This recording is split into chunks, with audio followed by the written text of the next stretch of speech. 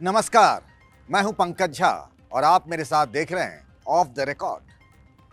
बात आज उस रिकॉर्ड की जिसकी वजह से ये बीजेपी में कहा जा रहा है कि हंगामा है क्यों बरपा जो बबलू बीजेपी में शामिल हो गए। सवाल ही ऐसा है कि बबलू के बीजेपी में आते ही, भगवाधारी बनते ही हंगामा सा मच गया है अयोध्या से लेकर लखनऊ तक। आखिर ये बबलू हैं कौन? बबलू यानी जितेंद्र सिंह बबलू, ये बीएसपी में हुआ करते थे, आज ये बीजेपी के हो गए हैं। जितेंद्र सिंह बबलू जब मायावती की सरकार थी 2007 में, तब वो बीएसपी के बाहुबली विधायक होते थे और उनकी तूती बोलती थी। धीरे धीरे वो मायावती के करीबी हो गए थे, इतने करीबी हो गए थे कि उनके भाई को भी बीएसपी ने एमएलसी बनवा दिया था। अब आज क्या हुआ कि जितेंद्र सिंह बबलू बीजेपी में शामिल हो गए। लखनऊ में बीजेपी ऑफिस में बीजेपी के प्रदेश अध्यक्ष स्वतंत्र देव सिंह ने उनको शामिल कराया। उनके साथ बीजेपी के दो नेता थे, दोनों कभी बीएसपी में हुआ करते थे। एक वाराणसी के हैं सुशील सिंह और दूसरे पश्चिमी यूपी के हैं जयवीर सिंह। कुछ देर बाद रीता बहुगुणा जोशी का बयान आता है। आप सुनिए जरा उस बयान को। रीता कितनी दुखी है। ये वही रीता बहुगुणा जोशी हैं जो योगी सरकार में मंत्री थी, प्रयागराज से बीजेपी की सांसद हैं, कभी कांग्रेस की प्रदेश अध्यक्ष हुआ करती थी और इसका कनेक्शन तब का है जब वो प्रदेश कांग्रेस अध्यक्ष हुआ करती थी और बबलू मायावती के राज में एक ताकतवर नेता हुआ करते थे। क्या कहा रीता बहुगुणा ने? ये समाचार को देखकर मैं स्तब्ध हूँ, क्योंकि मुझे बहुत अच्छे से याद है कि जुलाई 2009 में जब मेरा घर जलाया गया था लखनऊ में, तो उस घर में को जलाने में अगुवाई करने वाले जितेंद्र सिंह बबलू थे और जब जांच हुई तो उसमें आरोपी पाए गए और उनके ऊपर आरोप फ्रेम भी हो चुके हैं। मुझे पूर्ण विश्वास है कि उन्होंने पार्टी को हमारे गफलत में रखा, इन्होंने सच्चाई उनको नहीं बताई और इसलिए और पार्टी ज्वाइन कर ली। भारतीय जनता पार्टी के दरवाजे सबके लिए खुले रहते हैं, पर मुझे पूर्ण विश्वास है कि अध्यक्ष जी को ये जानकारी नहीं रही होगी कि इनका एक आपराधिक बैकग्राउंड है, खासतौर से मेरे घर जलाने में आरोपित हैं। इस संदर्भ में मैं प्रदेश अध्यक्ष जी से और राष्ट्रीय अध्यक्ष जी से बात करूंगी और अपील करूंगी उनसे कि वे उनकी सदस्यता को भंग करें, समाप्त करें।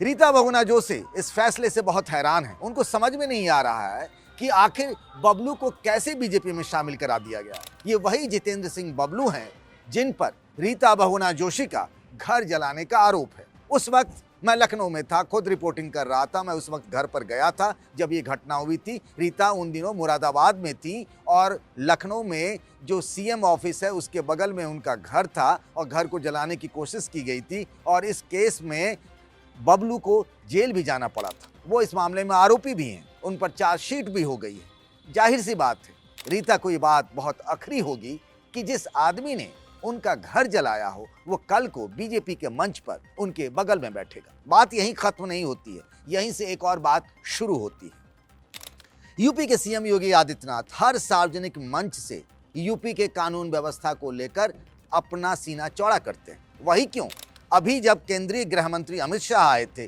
तब भी उन्होंने कहा कि कानून व्यवस्था के लिहाज से यूपी देश में नंबर 1 पर है। प्रधानमंत्री नरेंद्र मोदी भी इस बात को लेकर उनकी तारीफ करते हैं। एक एंटी माफिया अभियान चल रहा है, उसमें माफियाओं को जेल भेजा जा रहा है, उनकी संपत्ति जब्त की जा रही है और ऐसे हालात में एक ऐसा बाहुबली नेता, दबंग नेता जिस पर 27 मुकदमे हो मारपीट से लेकर के अलग अलग तरीके के, और उसको बीजेपी में शामिल करा लिया जाता है, वो रातों रात गंगा नहा लिया। जाहिर सी बात है कि बीजेपी के कई नेताओं को ये बात अखर रही है। लेकिन सवाल ये है कि आखिर ऐसा हो कैसे गया कि वो जितेंद्र सिंह बबलू जिनको साल भर पहले जब पार्टी में शामिल कराने का फैसला हुआ था तब इतना विरोध हुआ था, बीजेपी के कार्यकर्ताओं ने लखनऊ में पार्टी ऑफिस को घेर लिया था। यहाँ जिस इलाके से अयोध्या के बीकापुर से वो विधायक रहे थे जितेंद्र सिंह बबलू, आजकल बीजेपी की विधायक जो हैं उन्होंने जाकर के उसका विरोध किया था। अयोध्या से बीजेपी के कई विधायकों ने विरोध किया था इस बात का कि आखिर ऐसे व्यक्ति को जिसने हमारे कार्यकर्ताओं को मारा पीटा था उसको आप पार्टी में कैसे शामिल करा सकते हैं। तो क्या होगा योगी आदित्यनाथ के उस एंटी माफिया अभियान का? अगर अयोध्या में बीजेपी का कोई मंच सजता है तो क्या योगी आदित्यनाथ जिस मंच पर रहेंगे उसी मंच पर जितेंद्र सिंह बबलू भी रहेंगे? इसीलिए सवाल कई तरीके के हैं। पिछली बार की बात मुझे याद है कि आते आते रह गए थे जितेंद्र सिंह बबलू। तो साल भर में जितेंद्र सिंह बबलू ने ऐसा कौन सा जुगाड़ मैनेजमेंट कर लिया कि जितेंद्र सिंह बबलू बीजेपी में चले आए। कहा जा रहा है कि जितेंद्र सिंह बबलू को बीजेपी के एक बड़े नेता जो दिल्ली में है आजकल, उनका आशीर्वाद मिल गया है। कहा तो यह भी जा रहा है, मुझे जो जानकारी मिली है कि कुछ महीनों बाद जो एमएलसी के चुनाव होंगे उसमें उनको टिकट देने का वादा और भरोसा भी दिलाया गया है कि आप अगर आएंगे तो आपको एमएलसी का चुनाव भी लड़वाया जाएगा। जाहिर सी बात है, रीता बहुगुणा जोशी को ये बात बिल्कुल दिल में नस्तर की तरह, चाकू की तरह चुभो रही होगी। बात यहीं खत्म नहीं होती है। बीजेपी के एक और नेता हैं दयाशंकर सिंह, जिनकी पत्नी स्वाति सिंह योगी सरकार में मंत्री हैं। याद करिए, एक बार दयाशंकर सिंह ने मायावती के बारे में कुछ कहा था जिसको लेकर के बात बहुत बढ़ गई थी। बाद में दयाशंकर ने माफी भी मांगी थी, लेकिन मायावती के समर्थकों ने इस बात पर हंगामा मचाया था और तब उनके घर परिवार और दयाशंकर की पत्नी के बारे में बहुत अनाप शनाप और आपत्तिजनक बातें कही गई थी जब लखनऊ में विरोध हो रहा था। उस मामले में भी उस वक्त भी फोर फ्रंट पर बीएसपी के नेताओं में जिन लोगों ने गाली गलौज की थी दयाशंकर के परिवार में, उसमें जितेंद्र सिंह बबलू का भी नाम है।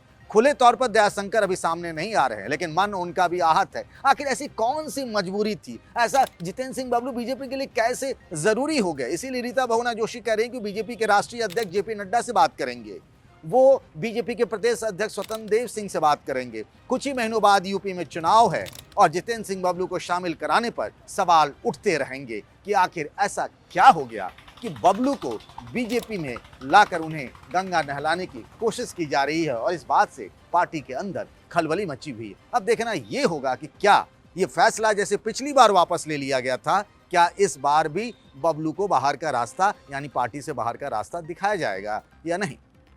आज के लिए बस इतना ही।